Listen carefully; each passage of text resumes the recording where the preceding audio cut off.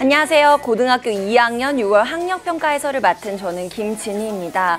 일단 여러분 시험 보느라 정말 수고 많으셨고요. 우리가 하루 종일 시험을 본다는 건 정신적으로도 이제 육체적으로도 체력 소모가 굉장히 많은 일입니다. 선생님도 고등학교 시절 되돌아보면은 이렇게 하루 종일 모의고사 본 날은 막 저녁에 골아 떨어지곤 했던 것 같습니다. 여러분도 충분한 휴식 취해 주시고요. 자, 오늘 시험 잘 본 친구도 있을 테고 조금 생각보다 성적이 안 나온 친구도 있을 텐데 잘 본 친구들은 내가 경향에 맞게 잘 공부하고 있구나 뿌듯하게 생각을 하면 될 것 같고요. 조금 성적이 안 나온 친구들도 너무 걱정할 필요는 없습니다. 왜냐면 우리 아직 고등학교 2학년이고 그리고 앞으로 그 출제 경향에 맞춰서 열심히 공부하면 과탐 같은 경우에는 공부한 만큼 성적이 오르는 과목이기 때문에 열심히 하면 된다 생각을 하시면 될 것 같아요. 특히 우리 과학탐구 같은 경우에는 마지막 4교시 과목이기 때문에 마지막에 가서 이제 집중력이 떨어진 상태에서 시험을 보게 되죠. 그래서 선생님은 친구들한테 우리 쉬는 시간에 이렇게 좀 달달한 것들, 초콜릿이나 아니면 초코우유, 뭐 사탕 같은 거 먹고 시험 보러 들어가라 라고 얘기를 많이 하거든요. 이렇게 당 충전하면은 텐션도 확 올라가고 집중력도 올라가니까 여러분도 참고를 하시면 좋을 것 같고요. 선생님하고 이제 총평 들어가면서 우리 앞으로 학력평가 어떻게 활용하면 되는지 한번 보도록 하겠습니다. 자, 일단 우리 오늘 본 시험 6월 학평 같은 경우에는 전체적으로 봤을 때 그렇게 많이 어렵진 않았습니다. 난이도를 보자면은요. 자, 그래서 선생님하고 시험지 직접 봐가면서 난이도 좀 분석부터 시작하도록 할게요. 자, 1페이지 시험지를 보면은 우리 과탐 같은 경우에는 총 4페이지 시험지를 갖고 있죠. 자, 첫 번째 페이지는요. 어렵지 않은 쉬운 문항들로 구성이 되어 있습니다. 이번 시험도 그랬어요. 그래서 여러분 시험 딱 문제 봤을 때 보자마자 바로 술술 풀어낼 수 있을 정도의 그런 쉬운 문항들로 구성이 되어 있고요. 자, 이 페이지를 보면은 이제 슬슬 계산 문제 나오기 시작을 하죠. 근데 이번 시험 2페이지 문제들 같은 경우에는 시험에 정말 자주 나오는 빈출 유형, 꼭 알아야 되는 그런 필수 유형들로 구성이 되어 있었기 때문에 공부한 친구들이라면은 별로 어렵지 않게 풀어낼 수 있었을 거예요. 자, 3페이지부터는 이제 난이도가 조금 올라가기 시작합니다. 자, 근데 이번 시험 3페이지 같은 경우에는 기본기를 충분히 여러분이 다져놨는지, 개념 정리가 잘 되어 있는지 안 되어 있는지를 묻는 문항들이 많았어요. 그래서 기본 개념을 다시 한번 다 잡고 있는지를 확인할 수 있는 그런 유형들이 많았고요. 자, 이제 마지막 4페이지입니다. 우리 화학원 같은 경우에는 4페이지에 어려운 문제들이 굉장히 많이 출제되고 있죠. 자, 이번 4페이지 같은 경우에는 17번, 18번 문항 같은 경우는 그렇게 많이 어렵진 않았고요. 19번, 20번 문항 정도가 조금 난이도 있는 문제로 출제됐다라고 보여집니다. 자, 그래서 여러분이 이제 앞으로 화학원 모의고사를 계속해서 봐갈 텐데 화학원이 그렇게 많이 어렵지 않게 계속해서 출제가 되고 있어요. 좀 예전에는 어려운 문제들이 많이 나왔었는데 계속해서 난이도가 낮아지고 있고요. 자, 전반적인 경향이 1페이지부터 3페이지까지는 어렵지 않은 문제가 구성되어 있고 마지막 4페이지에 이제 난이도도 갈라야 되니까 시험 문제가 전체적으로 다 쉬울 수는 없는 거잖아요. 그래서 난이도를 등급을 갈라줄 수 있는 조금 난이도가 있는 문제들이 킬러 문항으로 4페이지에 들어갑니다. 보통 화학원에서는 1단원과 4단원의 양적 관계 문제들이 킬러 문항으로 나오게 되는데요. 이번 6월 학평 같은 경우에는 4단원이 시험 범위에 들어가지 않잖아요. 그래서 1단원에 있는 문제들 위주로 구성되었다라는 거 우리 다시 한번 확인할 수가 있습니다. 그래서 화학원은 앞으로도 조금 이렇게 비슷한 경향으로 출제될 것이다 라고 여러분이 생각을 하시면 되고요. 자, 그래서 우리가 이 6월 학평을 어떻게 봐야 되냐면요. 고등학교 2학년 학력평가답게 기본에 충실하고 있는지, 여러분이 개념학습을 제대로 하고 있는지를 묻는 그런 문항들이 많이 출제가 되어 있습니다. 여러분 고등학교 2학년 같은 경우는요. 막 문제 푸는 화려한 스킬이라든지 아니면 시간을 단축하는 그런 노하우 스킬들을 아직은 그렇게 갖춰둘 필요가 없습니다. 그런 것들은 고등학교 3학년 가서도 충분히 갖출 시간이 있거든요.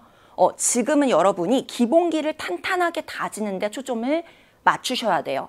그럼 이런 기본기 없이 그냥 이런 화려한 스킬로만 문제를 풀려고 하면은 당장에는 성적을 잘 봐줄 수 있을지 몰라도 나중에 가서는 분명히 무너집니다.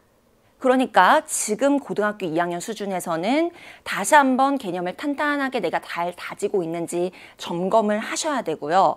그 기본대로 문제를 적용해서 정석대로 푸는 연습들을 계속 하셔야 돼요.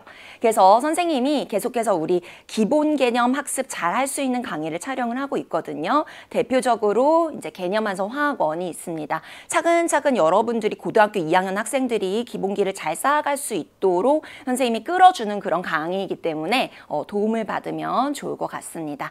자, 그러면은 전체적으로 문항들 중에 어떤 문제들을 특히나 우리가 눈여겨봐야 되는지 한번 쭉 같이 보도록 할게요. 자, 일단 2페이지에 있는 9번 문제 보면은요.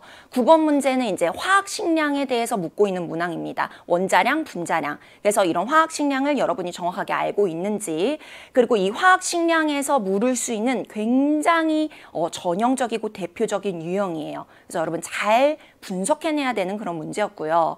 자, 그 다음에 12번과 18번 문제는 이제 오비탈의 양자수 관련한 문제인데요. 우리 양자수는요, 이번 새로운 교육과정에 새로 들어온 그런 개념입니다. 그래서 많은 사람들이 이 양자수가 어떻게 출제가 될까 굉장히 궁금해 했었어요. 근데 이번 시험으로 확실하게 확인을 했죠.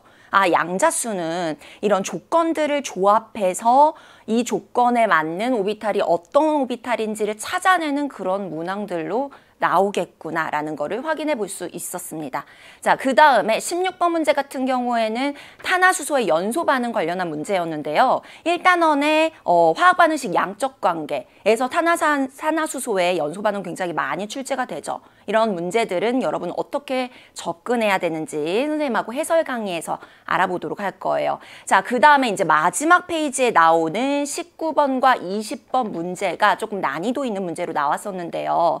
자, 19번 문제 같은 경우에는 이제 기체의 양 그리고 부피의 관계를 알아보는 아보가드로 법칙을 여러분이 제대로 이해하고 있고 이걸 활용할 수 있느냐 없느냐 를 묻는 문제였습니다. 자, 그 다음에 20번 문제 같은 경우에는 이제 화학 반응식의 양적 관계 문제가 나왔는데요. 자, 이 문제에서 어떤 유형이냐면은 기체를 첨가해 가면서 반응시키는 기체 첨가 유형 문제였어요. 자, 이런 기체 첨가 문제 유형은 여러분이 어떻게 접근하면 좋은지 선생님하고 해설 강의에서 차근차근 알아보도록 하겠습니다. 자, 마지막으로요. 우리가 이제 6월 학평 같은 경우에는 점수 그 자체로 중요하다기보다는 이 6월 학평을 우리가 어떻게 잘 활용해야 되는지가 중요한데요. 자, 어떻게 활용해야 되냐? 일단 첫 번째로 여러분이 공부하는 방향성을 잡는데 활용을 하셔야 됩니다. 그래서 기본 개념이 중요하다고 했잖아요. 근데 개념 공부를 할 때도 어떤 부분이 문제에서 중요하게 다뤄지고 있는지 방향성을 알아야 그 부분에 초점을 맞춰서 거기에 경향대로 공부가 되는 거잖아요. 그래서 그렇게 활용하시면 되고요. 자, 두 번째 같은 경우에는 이제 여러분이 고등학교 2학년 정도 됐으면 모의고사를 볼 때 루틴을 잡아가야 돼요. 자, 루틴이라는 것이 뭐냐면은 과학탐구 같은 경우에는 30분 동안 20문항을 풀어내야 되기 때문에 시간 관리가 굉장히 중요합니다. 그래서 여러분이 이렇게 문제를 쭉 1번부터 20번을 봐가면서 대략적으로 내가 어떤 루틴을 띠고 있는지 파악을 해놓으셔야 돼요. 자, 예를 들어서 내가 1페이지 문제 푸는 데까지 보통 5분 정도 소요가 된다. 근데 오늘 시험을 봤더니만 7분이 걸린 거야.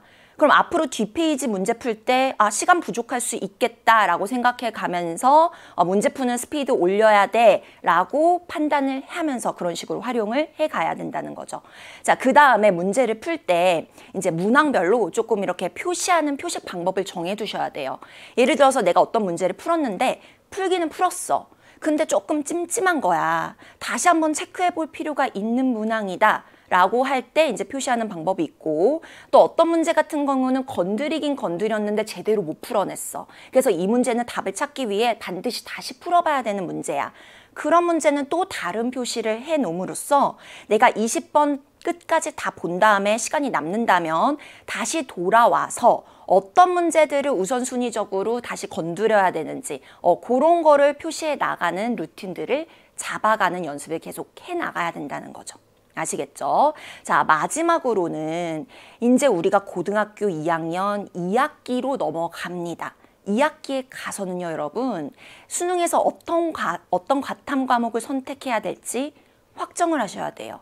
왜냐면 우리가 고등학교 3학년 올라가기 전에 특히 겨울방학 때는 과탐 과목의 개념을 한 바퀴 돌리고 그 다음에 기출문제 분석까지 끝내주셔야 되거든요.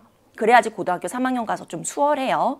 그렇게 제대로 공부를 하려면 이제 겨울방학 들어가기 전에 2학기 때 내가 어떤 과탐을 수능에 선택할지 정해줘야 된다는 거죠. 자, 그 정할 때는 물론 다양한 기준이 있겠지만 결국에는 우리가 시험 성적을 잘 받아야 되기 때문에 기존에 봤던 시험 성적이 아주 좋은 기준이 됩니다. 그래서 여러분이 지금 보고 있는 고등학교 2학년의 모의고사 점수들, 그리고 내신 시험의 성적들, 중간고사, 기말고사 이런 성적들을 종합해서 나에게 잘 맞는 과목, 내가 성적을 잘 낼 수 있는 그런 과목들을 여러분이 선택을 하시면 될 것 같아요. 아시겠죠? 자, 그래서 6월 학평 이렇게 잘 활용을 하면 되고요. 자, 총평은 이 정도로 끝내놓고 자, 이제 선생님하고 바로 해설 강의 넘어가서 문제 하나하나 한번 차근차근 풀어보도록 하겠습니다. 자, 해설 강의로 갑시다.